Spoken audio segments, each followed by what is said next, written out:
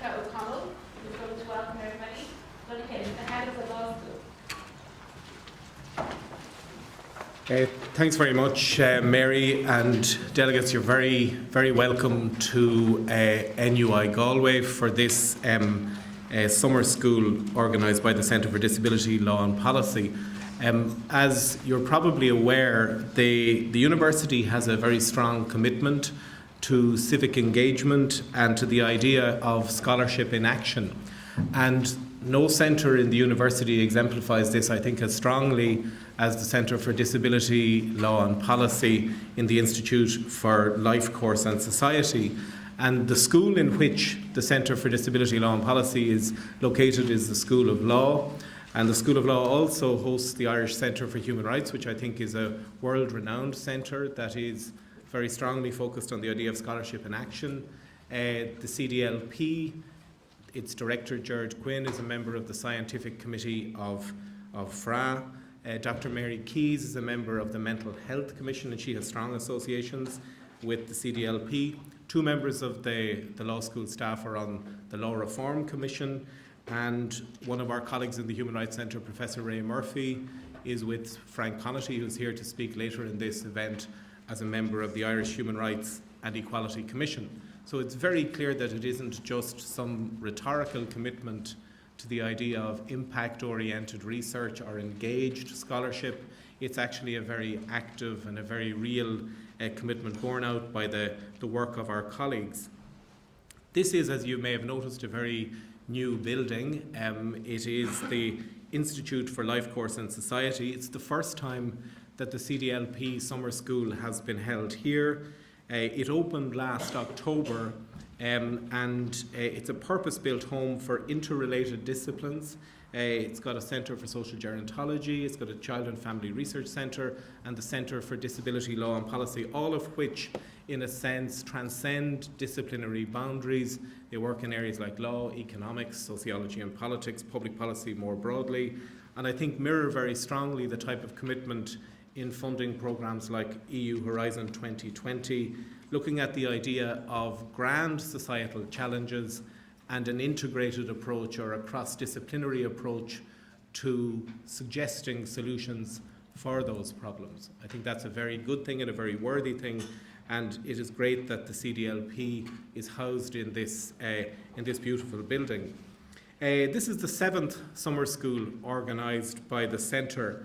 The first two focused on European disability law and policy and were funded by the EU Commission. And then from 2011 to 2014, the schools have been sponsored by the Atlantic Philanthropies, and since 2012, the Soros or Open Society Foundations have been instrumental in sponsoring up to 20 scholarships every year for advocates from all over Africa, Asia, Europe and South America. Bringing staff and associates to the summer school over those years. We're also delighted that Irish Aid are supporters of the school for 3 years running, sponsoring advocates to attend from its partner countries. And I'd like to thank all of those funding agencies very strongly on behalf of the Centre for their endorsement and support. I'm told that this is the largest summer school of its type in the world. This year we have over 28 nationalities represented. And I think this is as it should be. We're seeing disability and the disability challenges as global in their existence and requiring a global approach to addressing them. The faculty of the summer school, is also truly global and involves people who are involved in drafting the UN Treaty, as well as various thought leaders from around the world in the area of disability and human rights. We're especially honoured this year to be joined by the newly appointed UN Special Rapporteur on the Rights of Persons with Disabilities, Catalina de Vandas. And I'm particularly happy to welcome her this year to the summer school because she has also recently been appointed an adjunct professor at the Centre for Disability Law and Policy in the School of Law, and we're delighted that she has agreed to accept that honour, and she brings, I think, great lustre and great richness to that role and to its association with the Centre. We're extremely grateful to her for that. I'd also like very particularly to welcome the Minister of State at the Department of Foreign Affairs with special responsibility for overseas development aid, trade promotion and North-South cooperation, which is a rather long title. And this is an ambivalent moment for me, because I actually taught the minister when he was a first-year student at this university, and you know, it's lovely to think that your students go on and do well, but we kind of prefer if they didn't do so well so quickly. That it would be nice. It would be nice if he was just a bit older, perhaps. But anyway, it's great. We're extremely proud of Sean Sherlock and all that he's achieved, and indeed we have other distinguished alumni here. Derek Nolan is also here, who's a graduate of our corporate law programme. We might as well be vulgar if we're going to boast about the success of our graduates. So Derek is here as well. And it's great to see, it really is genuinely great to see our grads doing so well. And to have a minister who serves, I think, with really particular distinction. He's been a superb minister for research prior to this role, and it's great to have him back in his alma mater. So we're very grateful to you for being here, Sean. The main purpose of the school, of the summer school, is, you know, if you were to put it in a word, it's empowerment. It is to enable people, or to facilitate people in the use of the tools that exist to tackle the very real problems that exist for people with disabilities in the assertion of their human rights. To this end, there is a moot court exercise which is very, I think, central to this event. In fact, last year I saw the final of that moot court exercise, and it was very, very rigorous indeed, and very robust as an exercise. So I think you should participate in that in the full knowledge that it won't be plain sailing, but also that it's something which you, I think, will enjoy very greatly. Just by way of a few final words on the CDLP, the centre was formally established in 2008. It did exist on an informal basis prior to that, and its members have been active for years at European level and have been also very influential, I think, in the drafting of the UN treaty, and more importantly in the realisation of the full benefits of that treaty since it was drafted. It has had a major European network of 14 PhDs, all working on the UN treaty, and recently Dr. Eleanor Flynn, who will speak in a moment, was awarded a very highly prestigious European Research Council Award for her Voices project, which is about making visible the experiences of people with disabilities who have been denied legal capacity. Eleanor is also the Associate Head of Research in the School of Law, and is this year the Acting Director of the Centre for Disability Law and Policy. So I would really think she deserves huge congratulations for achieving that very, very significant research award in a year in which she's doing so many other things as well, and I'm very grateful to her for all of her work. The Centre has published a major study with the UN on the right to community living, and has led Irish civil society groups and advised the Irish government in respect of legal capacity reform, something which is in fact coming to fruition right at this point in time. And its small team of staff have published 10 books since 2008, a great achievement against, I think, any metric of research output. It's extremely active in relation to research funding, and has handled in the region of €10 million in awards from the EU, international agencies and philanthropy, private philanthropy. So it is, at the moment, I think 5 to 6 EU projects active, and that seems to be the pattern that it has set for future activity.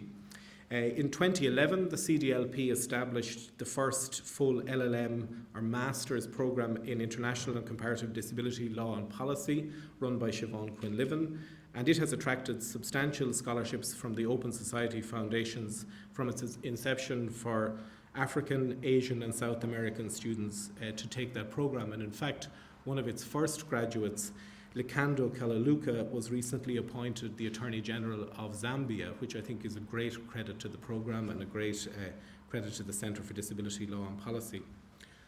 So, in the week that you have ahead, you're going to do a lot of work during the day in relation to the serious business of human rights and inclusive development, disability rights and everything. And then in the evening times there's going to be quite a few social occasions. I think there's a ceilidh on one of the nights, and various activities. That's one of the great things about having an international event like this in the city of Galway. Galway is attempting to become the capital of culture for 2020. It, in its own mind, is the capital of culture anyway. It's the world capital of culture, and it doesn't really matter whether we get that or not. But you are very, one of the reasons it's such a great city is because people like yourself come here and make it a great city by enjoying what's available in terms of social outlets, by visiting the nice restaurants and pubs, by walking down the very colourful streets and meeting other people. And I really hope that you do that you're in a lovely setting here, but it's somewhat cloistered. It's even cloistered from the university. So when you're free in the evenings, maximise to the full, within reason and within the law, what's available in the city of Galway, and have a great time while you're here. So I'm now going to hand over to Dr. Eleanor Flynn, who will introduce the Minister. Thank you very much.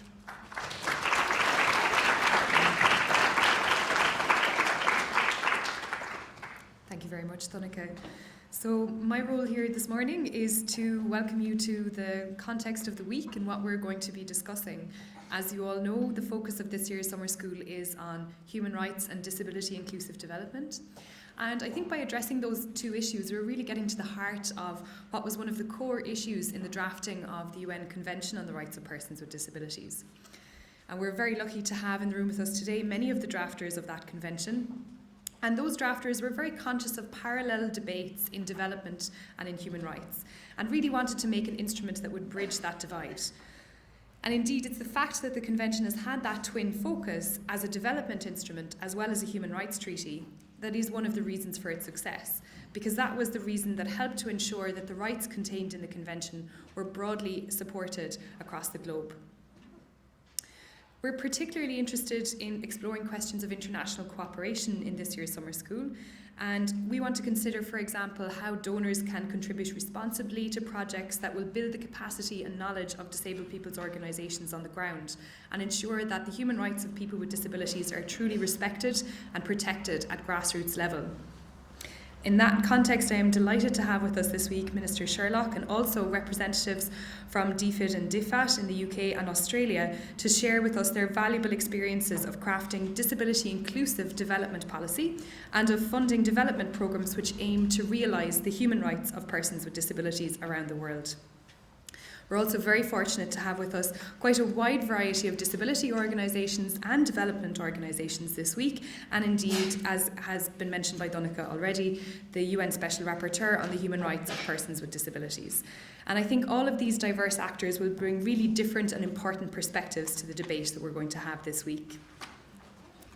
As you know, this year's summer school is also very timely given the momentum in the post-2015 process to create sustainable development goals. And I know that many people in the room have also been campaigning very actively to ensure that disability will be included within the goals as well as the targets and indicators which support them. So the theme of this year's summer school is really a broad one, and all of the individual topics that we'll focus on more each day will feed back into this broader theme.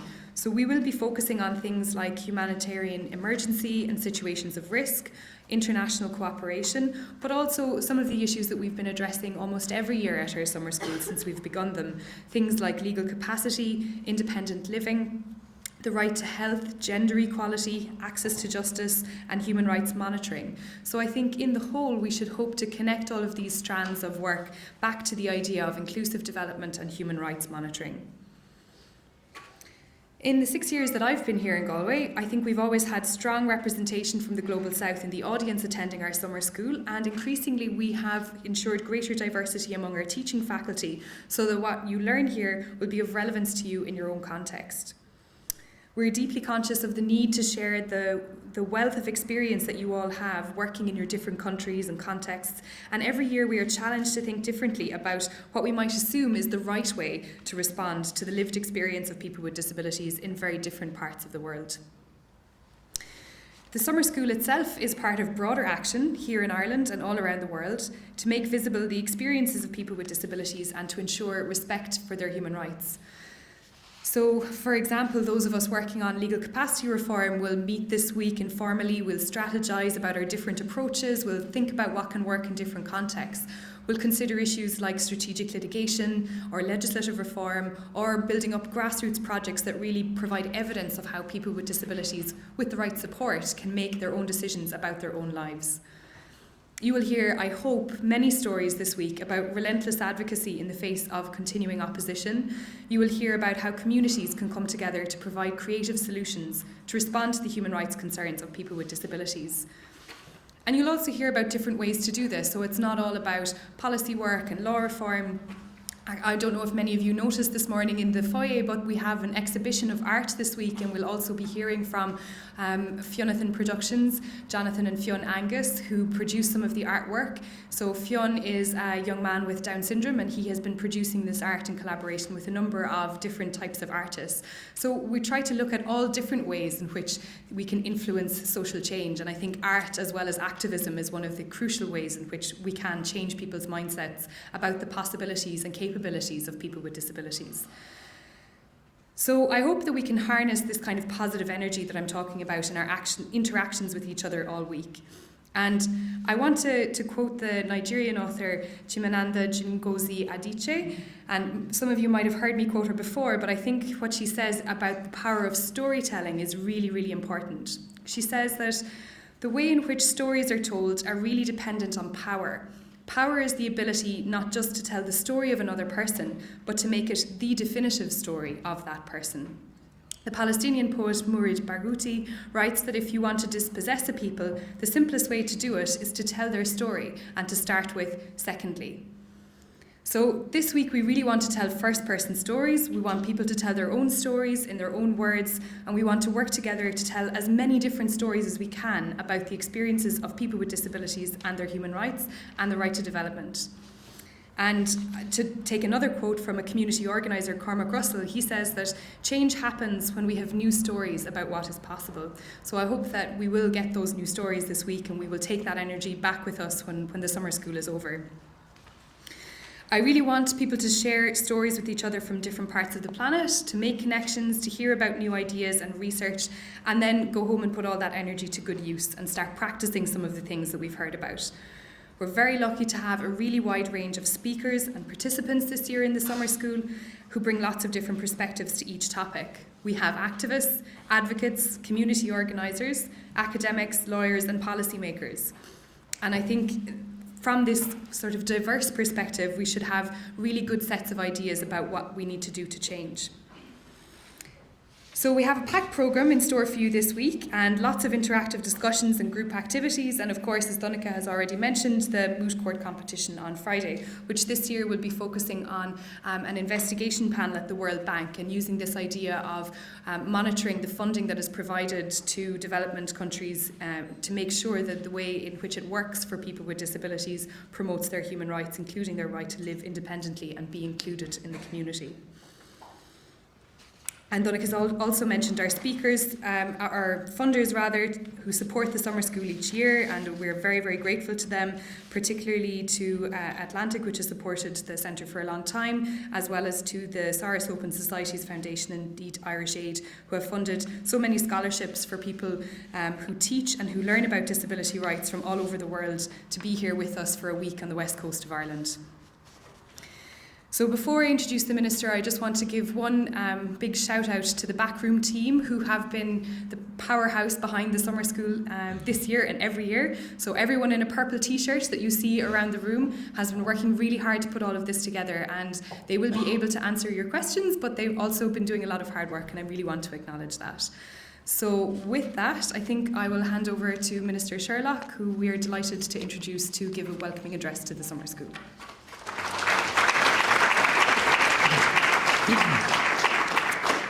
Good morning, ladies and gentlemen. My name is Sean Sherlock, and Donncha's right, I have a very long title, but I am Minister of State at the Department of Foreign Affairs and Trade. Part of my brief is around trade promotion, part of it is North-South cooperation, and that's very much in an island of Ireland context as opposed to a global context. Because when I was given the job, Joan Burton wasn't going to give me a big global role like North-South in that sense. But we also have official development assistants. But I'm delighted that we're here, and we're here in the presence of, just a great mix of people in terms of, people who are influencing policy, people who have such a strong academic background, and people who are advocates, in this area. And I'm also delighted that we're joined here this morning by Deputy Derek Nolan, who's a colleague of mine, a fellow parliamentarian. He's surrounded there by 3 Apple computers. He's the guy there. And Derek is a very strong advocate in this area as well, within our own parliament, and is somebody that has, through various legislative pieces, has always been proactive in this whole space of disability. I'm absolutely delighted to be here as a graduate of this university. Yes, Donncha did lecture me at one stage. I'm a bit older than I might seem. I was a mature student, so that might make you feel a little bit better, Donncha. But I am delighted to be here. It is a real pleasure for me. I came up from Cork this morning. I wanted to come up because I just wanted to maybe give you some sense of where the Irish government is, and I think it is important that we give credence to summer schools such as this, because I think they are very important within the polity, if you will. It's important that we hear the messages that come back from summer schools such as this, because I think we're now into a new era where maybe we rely more heavily on the weight of academic opinion, and I feel that there's a strong role for academia allied to the various sectors to influence our thinking, and I think that's vital.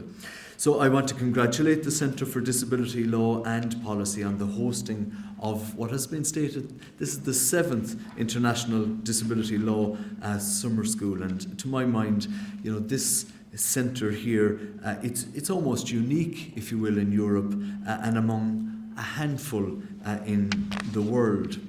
This year's theme, Human Rights and Disability Inclusive Development, is particularly relevant as we work towards the realisation of an inclusive global development agenda, post-2015 as we call it. Through a number of interrelated global processes, 2015 provides an historic opportunity for global political consensus to be reached on a roadmap for sustainable development. The new Sustainable Development Goals will build on and differ from the Millennium Development Goals in a number of ways. The SDGs have been drafted and negotiated in a radically more inclusive way than the MDGs, and there is now a global consensus that the post-2015 agenda should strive towards a more just, equitable, inclusive world with people at the centre of sustainable development. Ireland has been playing a leading role, as you know, in the work to design and negotiate this framework, and we're very honoured to have been appointed alongside Kenya to co-lead the intergovernmental negotiating process at the United Nations. We're strongly committed to ensuring that the international community agrees an ambitious and inspiring post-2015 development framework that can drive our efforts to eradicate poverty and achieve sustainable development. For the new framework to be truly transformative, it is essential that it reflects the rights and priorities of the almost 1 billion people who are currently living with disabilities in the world. Ireland's policy on international development clearly affirms our commitment to human rights and the rights and needs of people with disabilities. There are 3 key human rights principles that are integral to our own work in this regard: equality, participation, and empowerment. And these principles are also central to realising an inclusive goal, global development agenda for post-2015. We strongly support a framework that will tackle inequality and will ensure that all those who are marginalised have access to the rights and services needed to live a full and productive life. The post-2015 agenda must truly leave no one behind. To succeed in this aim, inequality must be seen as a cross-cutting issue, and we are delighted that the new framework calls for progress against goals and targets to be disaggregated by income, gender, age, ethnicity, migratory status, disability, and more. The post-2015 context also offers the opportunity to spark a data revolution where more and better data, including disaggregated data on vulnerable groups, is collected, analysed and used as an evidence base to inform future policy and practice. We recognise that implementing the SDGs will require investment, and over the coming months and years, Ireland is committed to working with others not only to finalise this ambitious framework, but also to ensure that the framework is supported by strong accountability and monitoring mechanisms.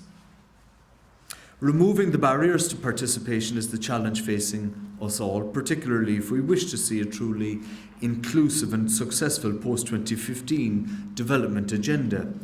Through our aid programme, Ireland is working to ensure the meaningful participation of people with disabilities and access to the services and opportunities that enable the realisation of human rights.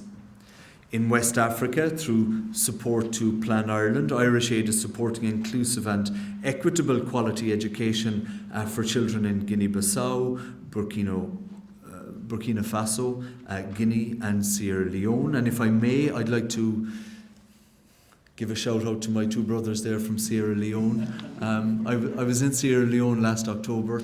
I don't say this in a boastful way. I was the first minister from the European Union to visit Sierra Leone, and I was just, amazed by the resilience of the people of Sierra Leone and that region in terms of the challenges that are being faced by that region. But Ireland is one of the few countries in the world, as you know, that has a very strong bilateral relationship. And forgive me if I signal Sierra Leone specifically, but it's just I've developed, as we call it, a graw for it, a love and an affinity for Sierra Leone and many of the programs that we assist in there. And I'm delighted that our friends are here from Sierra Leone today, and I was delighted to have an opportunity to meet with them before this morning's event started. But as part of the program that we're completing, pilot schools have been designed where children with and without disabilities actually learn together. Teachers receive the necessary training, and attitudinal barriers, if you will, are challenged through awareness raising via theatre and radio.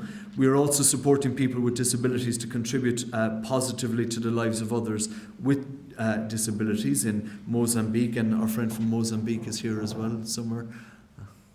No? There he is at the back. There's back of the hall.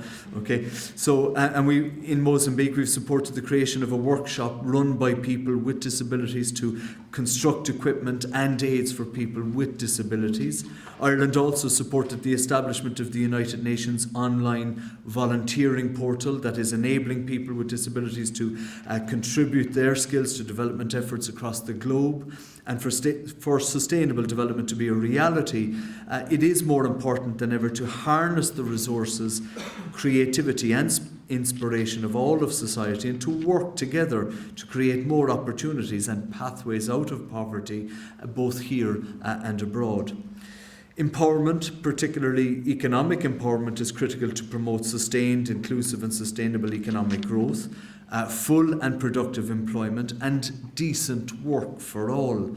However, we know that many people with disabilities, particularly in developing countries, are more likely to be working in the informal economy, in precarious jobs with inadequate income and unfavourable working conditions.